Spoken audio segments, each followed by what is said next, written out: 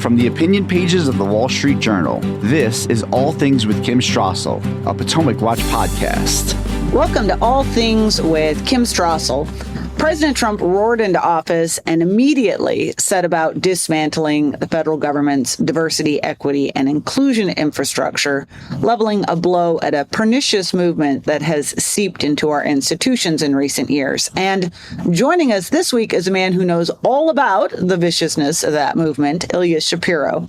Ilya, in 2022, dared to send out a tweet about Joe Biden in the Supreme Court, was targeted for it by DEI and ideological opponents, and his position at Georgetown Law School put in doubt. His life turned upside down. Ilya, who is now a senior fellow and director of constitutional studies at the Manhattan Institute, has just published a book, Lawless: The Miseducation of America's Elites, in which he recounts his experience, but also dissects what's gone wrong in America's law schools and how we fix it. Welcome, Ilya. Great to be with you, Kim, and thanks again to you and your colleagues at the Journal who were so supportive of me personally and are all on top of this important issue plaguing America. Well, it was good to see you stand up to it. And by the way, congrats on the book. I know how hard they are to get out. Why don't you just start by briefly reminding listeners what did happen to you in 2022 when that mob came after you? Right. So it was actually 3 years ago today, as we're recording this, that the infamous tweet that elevated my brand, if you will, and became the seed for what will become this book, Lawless, started. So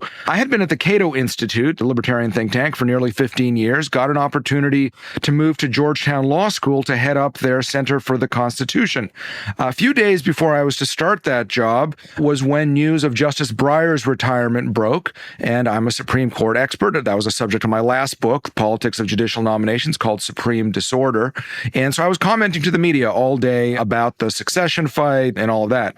That night, I was in a hotel room, doom-scrolling Twitter, not a best practice, and getting more and more upset that President Biden was holding to his campaign promise to appoint a black woman. Not because there's anything wrong with appointing a black woman to the Supreme Court, but because I thought you shouldn't restrict your candidate pool, whether for janitor or justice, by race and sex. And so I offered up a hot take, also not a best practice, a tweet, an ex-post now you call it, and went to bed. And all hell broke loose online.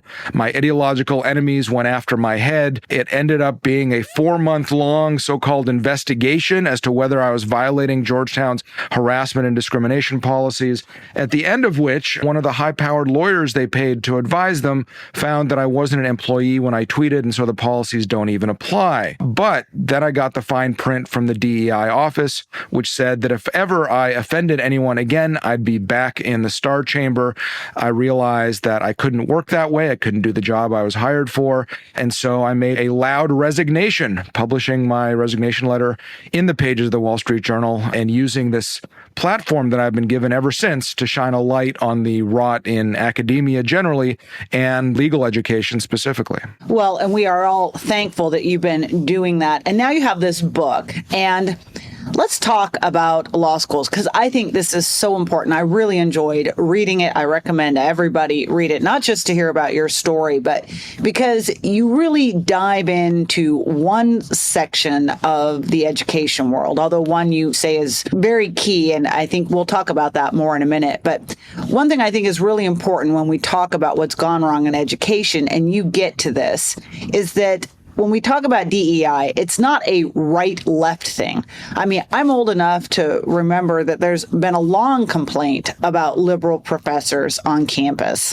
and they've long outmatched or had many more numbers than conservative ones. But you say that the DEI movement is something very different, distinct, and as a result, far more dangerous, and that it's changing the very nature of law school education. Talk about that. Right. This is not the decades-old complaint that conservatives have about hippies taking over the faculty lounge. In fact, those hippies, the Berkeley free speech movement in the 60s, would now be considered retrograde white supremacists by these radicals. And that's the problem. It's not the liberal bias, and there is clearly ideological discrimination in hiring faculty. We can get to that if you like. But the problem is the illiberal takeover. The idea that the traditional mission of higher education to pursue knowledge, to have open inquiry, civil discourse. All of those are illegitimate. In the law school context, free speech, due process, equal treatment under law, these are all illegitimate tropes. They're white supremacist. All of our institutions, the law itself is illegitimate because it doesn't reflect or has baked into it all of these privilege categories, and inequality needs to be burnt down, disassembled, and rebuilt according to a different intersectional matrix, as the postmodern critical theory goes. And that's reflected in the classroom. It's reflected just as much, if not more perniciously, in the bureaucracy with the explosion of non-teaching staff. That has become the tail that wags the dog of these institutions. And it's reflected in the weakness of the leaders, the deans and university presidents that refuse to enforce their own rules to fulfill the core, again, not right, not left, but just the basic mission of any educational institution. And in the context of law schools, training lawyers to uphold the rule of law, to be the gatekeepers of our legal and political institutions. That's why this is so dangerous, specifically in the law school context. Yeah, and that's what I wanted you to talk about a little bit more, is that, again, I can make the argument that DEI in any institution or setting is very problematic. But your point is that its presence at law schools is particularly corrosive in that the entire ideology behind this, the entire mission of DEI is to essentially tear down our current and longtime understanding of the law. And these are the people, the folks that we are training are meant to be, as it were, somewhat kind of the future referees of our society, the gatekeepers, right? Lawyers are supposed to be able to think critically, to see every side of a given legal issue so that they can advise and represent their client to the best of their ability, so that they can advocate, whether it's in court, in the boardroom, or anywhere else, for legal positions that it's their duty to advance. Well, if certain legal positions are outside the Overton window, say the permissible range of expressible views, then not only are you going to do a disservice to your client and be a poor lawyer, that is, these law schools are failing their own students in training them to be lawyers, but you're undermining our entire system of justice. We're going to take a quick break. When we come back, more with Ilya Shapiro. Welcome back. I am Kim Strassel, here this week with Ilya Shapiro, Senior Fellow and Director of Constitutional Studies at the Manhattan Institute. Let's remind people of some examples of how this has played out, because it's one thing to talk about it at a high level, but I think it's important to remind everyone what's actually happening as a result of this, too. We've obviously had, in your story as an example of this, the hounding and the canceling of lawyers or academics who don't conform. By the way, I think canceling is actually too mild of a term. These people are essentially, the goal is to disappear them from public life. The revoked invitations to outside speakers at university, or their harassment at the hands of chanting mobs if they do end up speaking. I'm reminded of U.S. Court of Appeals Judge Kyle Duncan, who was treated outrageously at Stanford. The Wall Street Journal wrote about that some. The changing of curriculum in law schools. And then, of course, most vividly and recently, the anti-Semitism and embarrassing behavior of law school students who took part in the riots and campus shutdowns after Hamas's attack on Israel on October 7th. Am I missing anything? I mean, how else has this been playing out? Yeah, well, those are the visible things, and things kind of above the waterline.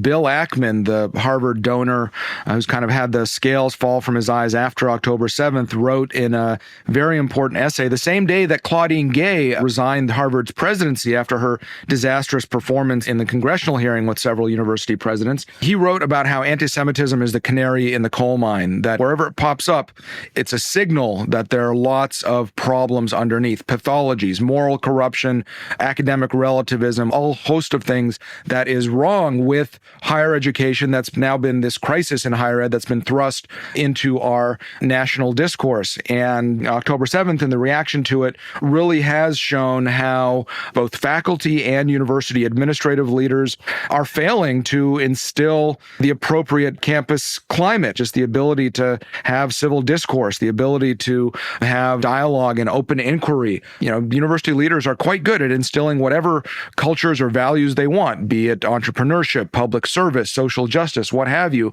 This dedication to talking around issues and, being civil about it and things like that, not screaming at federal judges, as you said in the Stanford example, where the DEI dean herself egged on the mob, screaming at the judge, "We hope your daughters get raped," and things like this.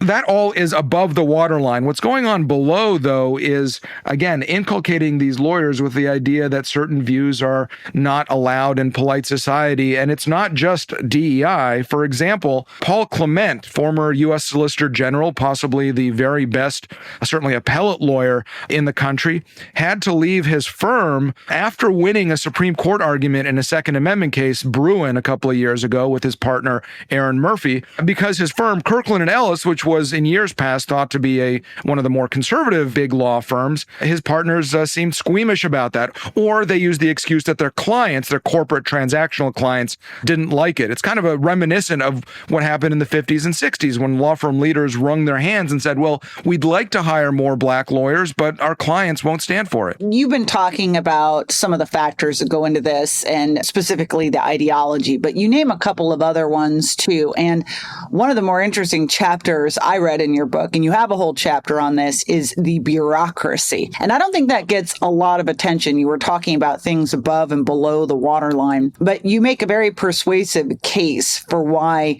this massive growing bureaucracy is such a huge part of what's gone wrong.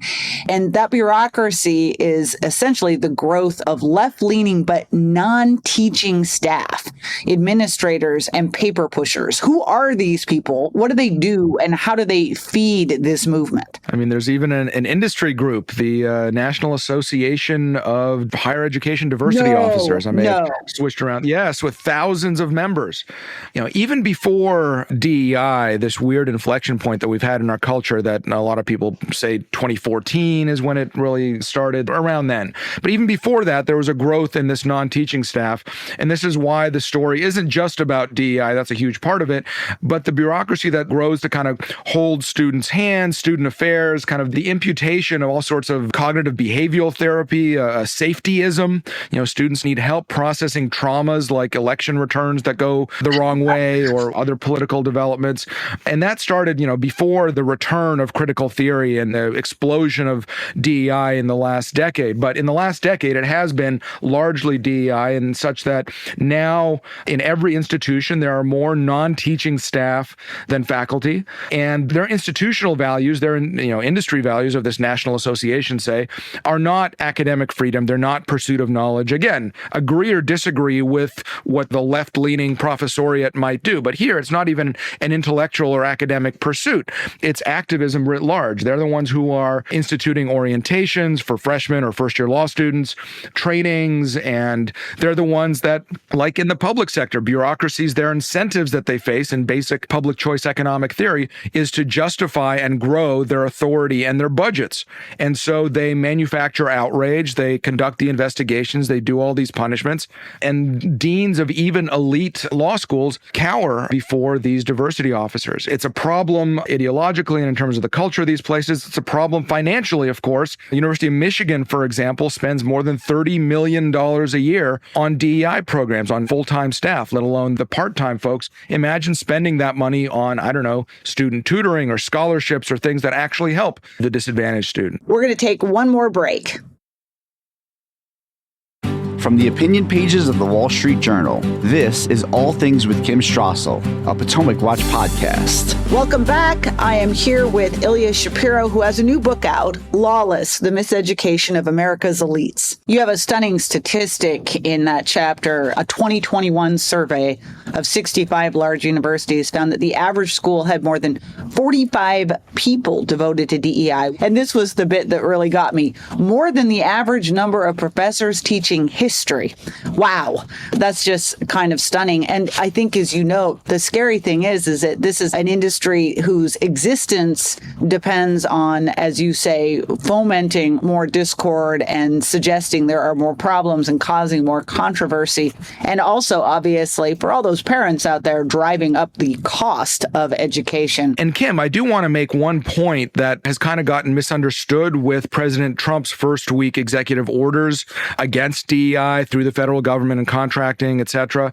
And that's that what we've been talking about, these DEI officers, these exclude these counts, the legally mandated compliance with federal and state civil rights laws. So you take out the folks who are handling Title IX, take out the folks that, all of the stuff that is legally mandating, accommodating disabilities. This is this other ideologically indoctrinating staff. I think it's a really good point, and I want to talk about that a little bit more, Donald Trump's orders and how it plays into this. But you go through ideology, you talk about bureaucracy. The last major factor that you single out, and you have some pretty harsh criticism for, and how many of us do not, are for the leaders of these schools, the deans and the university presidents, who, as you note, are not necessarily woke radicals, but they just have no backbone. Give us some examples of how that, we've seen some of it, but how is that a problem on a day-to-day basis? Sure. Yeah, they're generally not radicals. They're generally not social justice warriors. They're careerist bureaucrats who very skillfully climb the greasy pole and respond to incentives and act as bureaucratic, or as I call it, educratic operators. And so when there are flashpoints, cultural clashes, cancellation attempts, like what happened with me, they're spineless cowards. Dean Traynor, Bill Traynor at Georgetown Law, it's not that he fired me right away. It's not that he upheld my rights to free speech per their policy, saying I might disagree, but this is, not an issue. He tried to punt it, and he did punt it to the DEI office to investigate. And at the end of the day, at the very end of my investigation, again, he kind of wrung his hands and said, well, he's reinstated on this technicality, but what makes this such a tough case is because of the clash of these very fundamental values we have, equity and free speech both. Well, no, this is not rocket science. And Heather Gerken, the dean of Yale Law School, also there, Yale has gotten a bunch of black eyes, but here's an example of how external pressure can maybe change things a little bit. She wants to be the president of an Ivy League school at some point. Seeing all of this negative publicity is not good. So she changed some policies. She read the Riot Act to student leaders. She hired Keith Whittington from Princeton, a non-progressive, threw him a bunch of money to have this new civil discourse and free speech program, hired a young professor who had clerked for Justice Alito, if you can imagine, occupying the faculty lounge at Yale. So deans, not just DEI deans, but head deans can sometimes respond, if they're savvy, to very slight external pressures. To mix metaphors, sometimes what gives me some hope, what makes me less pessimistic than when I left Georgetown 2.5 years ago, is that these are often Potemkin villages guarded by paper tigers. Well, that's my next question. Is I appreciate some of those steps, even though some of them I think are fairly minor given the challenge here. But how do we fix it? You mentioned Bill Ackman. We have finally seen donors who've been stepping up and saying, we're not going to keep giving money to these institutions if they're going to just close their eyes to this radical behavior. We've seen some companies now saying that they're not going to continue their DEI programs. But in the specific context of law schools, what do we start to do to turn this around? I'm for all of the above. And by the way, I'm not convinced it can be turned around. It could be that we need new institutions. I just spoke at the University of Austin last week, wonderful new place that just opened its doors, its first class of freshmen that are just really motivated and entrepreneurial, and the faculty is excited. And so that's great. And there's centers and institutes being started at Arizona State and UNC and Florida State and University of Florida, all these different places that are essentially doing what colleges were supposed to be doing in the first place, excellence and civics and rigorousness and all of these sorts of things. So that's all to the good. With law schools, there are complications. One is that the ABA has a monopoly on accrediting law schools. I have a whole chapter on the ABA and its foibles. And, one easy step that the Trump administration should take is take away that accreditation monopoly so these schools don't feel pressured to do all these DEI initiatives and competing accreditors can arise. But I'm all for exogenous shocks, as economists would put it. So that means state legislatures, a number of which have passed legislation to eliminate DEI bureaucracy, get rid of ideological litmus test diversity statements. Chris Rufo and I developed model legislation 2 years ago on this that's been adopted in whole or in part by, I think we're up to 20 states or so, or some executive actions as well. Employers, after October 7th, when they saw so many law students defending Hamas, the managing partners of most of the big law firms wrote an open letter to the deans of America saying, what kind of law schools are you raising? About 14 federal judges judges are boycotting Yale, Stanford, and Columbia for hiring clerks. So let's see what can happen. With the new Trump administration, new Secretary of Education, new head of civil rights at the Justice Department, they should really be investigating these schools for denial of civil rights, free speech, all of these things, really put some teeth into these enforcement mechanisms. Let me ask you about the Supreme Court. You are a Supreme Court expert. I mean, the reality is the kernels of a lot of this, the idea behind DEI, began with what we used to call affirmative action. It morphed into racial preferences, but this was sanctioned by the court. And granted, at the time, it was not meant to be forever. And yet it is not only endured, but it's morphed into this and essentially new forms of discrimination. And we're now seeing the court somewhat stepping back from that. The Chief Justice, John Roberts, in 2007 had a line that it still just sticks with me now, that really recognizes the problems that we've created for ourselves. And he wrote, "The way to stop discrimination on the basis of race is to stop discriminating on the basis of race." And the court now seems to be taking that up a little bit more. We have this important ruling in 2022, Students for Fair Admission versus Harvard, which rolled back racial preferences in universities. But does the court need to do more on this? Do judges need to do more to lay out the problems with this sort of discrimination? Because that's what's happening. The price of liberty, or sanity in this case, is eternal vigilance. And just like the desegregation orders in the Jim Crow South endured massive resistance, and there was not overnight change there after Brown v. Board, similarly, there are going to be cases, there already are in the K-12 space, that the court has denied, where selective schools simply get rid of testing and have a black box for admissions. The court will have to be involved. The problem is this kind of litigation, to determine whether the Yales, the Harvards, the Stanfords, the Columbias are evading the Supreme Court rule is discovery heavy. That means it takes a lot of hours, it's expensive, and it takes some time to really figure out what's going on. But yes, we can't take our foot off the gas. And just as it took decades to get to where we are after LBJ's affirmative action executive order, which is one of the ones that President Trump rescinded, through the Bakke case in the late 70s, where the court, by one vote, approved what was supposed to be limited use of race as a factor in admissions to satisfy the compelling state interest in educational diversity, whatever that means. It has turned out to mean the explosion of the diversity industrial complex. All of these things will take time to unwind, but clearly this is something that the American people want. They want to unwind it. They want to live in a post-racial, colorblind, meritocratic society. I think that is part of, we talk about the vibe shift reflected in this past election. I think this is central to it. Ilya, thank you. I agree with you. Thank you for coming on the show. Once again, his book is Lawless, The Miseducation of America's Elites. We want to thank our listeners. We are here every week. If you like the show, please hit that subscribe button, and you can write to us at pwpodcast@wsj.com.